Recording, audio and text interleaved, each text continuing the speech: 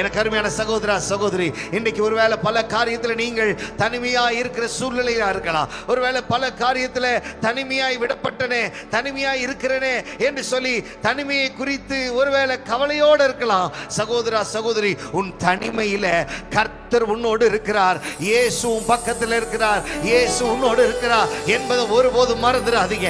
எத்தனை பேர் விசுவாசிக்கிறீங்க? நான் தனிமையாய் இருந்தாலும் என் ஆண்டவர் என்னோடு கூட இருக்கிறார். நல்ல கரங்களை தட்டி கர்த்தரை மகிமைப்படுத்துக பார்க்கலாம். தனிமையாய் இருந்தாலும் இயேசு என்னோடு இருக்கிறார். யார் உன்னை விட்டு சென்றாலும் சரி, எப்பேற்பட்ட ஆட்கள் உன்னை விட்டு போயிருக்கலாம். ஒருவேளை உன் கணவர் போயிருக்கலாம், தாய் தகப்பன் போயிருக்கலாம், உன் மனைவி போயிருக்கலாம், பிள்ளைகள் போயிருக்கலாம். பல காரியத்தில் நான் தனிமையா இருக்கிறேனே, என்னை தனிமையா விட்டுட்டாங்களே என்று ஒருவேளை கண்ணீரோடு இருக்கிறியா?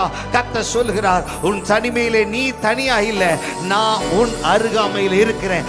நான் உன் பக்கத்தில் இருக்கிறேன். நான் எப்பயுமே உன்னோடு கூட இருக்கிறேன். நான் அன்றைக்கு அந்த லேகியோன் மனிதரை தேடி போனது போல நான் உன்னை தேடி வந்திருக்கிறேன். நான் உன் பக்கத்தில் இருக்கிறேன்.